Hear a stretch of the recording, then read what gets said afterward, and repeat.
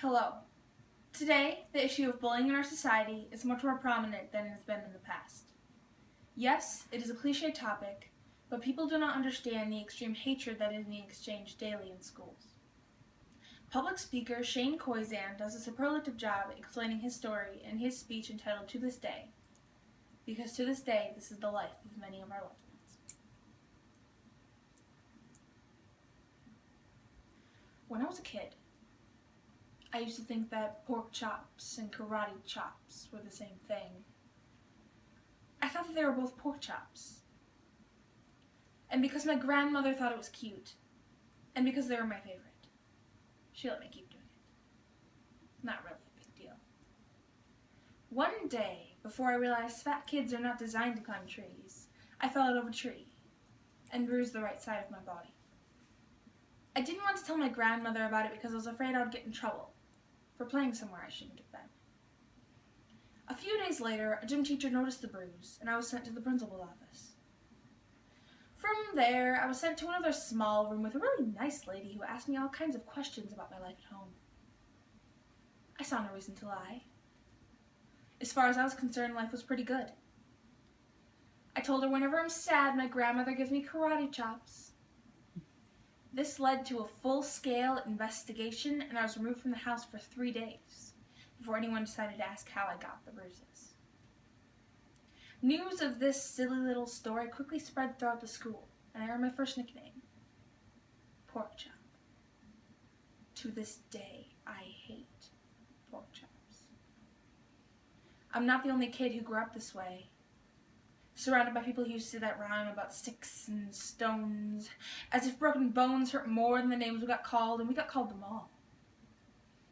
So we grew up believing no one would ever fall in love with us, that we'd be lonely forever, that we'd never meet someone to make us feel like the sun was something they built for us in their tool shed, so broken heartstrings bled the blues as we tried to empty ourselves so we would feel nothing. Don't tell me that it's less than a broken bone, that an ingrown life is something surgeons can cut away, that there's no way for it to metastasize. It does. She was 8 years old. Our first day of grade 3 when she got called ugly.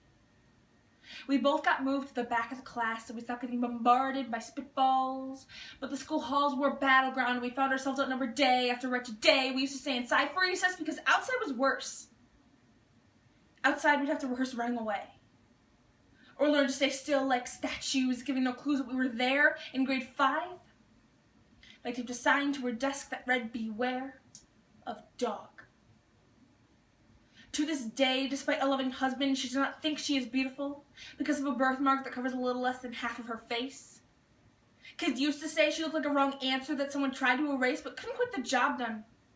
And they'll never understand she's raising 2 kids whose definition of beauty begins with the word mom. Because they see her heart before they see her skin, that she's only ever always been amazing. He was a broken branch grafted onto a different family tree. Adopted, but not because his parents opted for a different destiny. He was 3 when he became a mixed drink of 1 part left alone and 2 parts tragedy. Started therapy in 8th grade.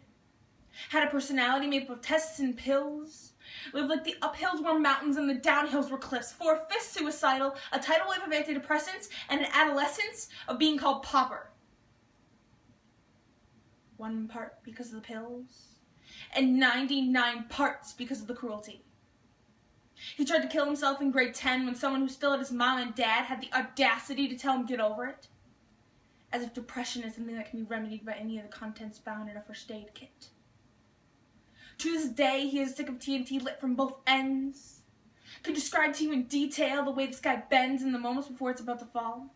And despite an army of friends who call him an inspiration, he remains a conversation piece between people who can't understand. Sometimes being drug-free has less to do with addiction and more to do with sanity.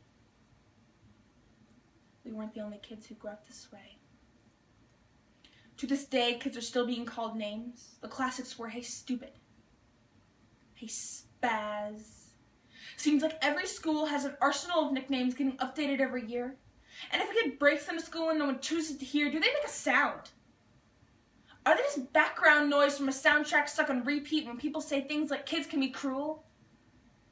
Every school was a big tap circus tent, and the pecking order from acrobats to lion tamers, from clowns to carnies, all these were miles ahead of who we were. We were freaks. Lobster claw boys and bearded ladies. Oddities juggling depression and loneliness, playing solitaire, spin the bottle, trying to kiss the wounded parts of ourselves and heal. But at night, while the others slept, we kept walking the tightrope. It was practice, and yes, some of us fell. But I want to tell them that all of this is just debris left over when we smash all the things we thought we used to be. And if you can't see anything beautiful about yourself, get a better mirror. Look a little closer. Stare a little longer. Because there's something inside of you that made you keep trying despite everyone who told you to quit. You built a cast around your broken heart, and you signed it yourself. You signed it. They were wrong. Because maybe you didn't belong to a group or a clique. Maybe they used to pick you last for basketball or everything. Maybe you used to bring bruises and broken teeth to show and tell but never told. Because how can you hold your ground when everyone around you wants to bury you beneath it? You have to believe that they were wrong. They have to be wrong. Why else would we still be here?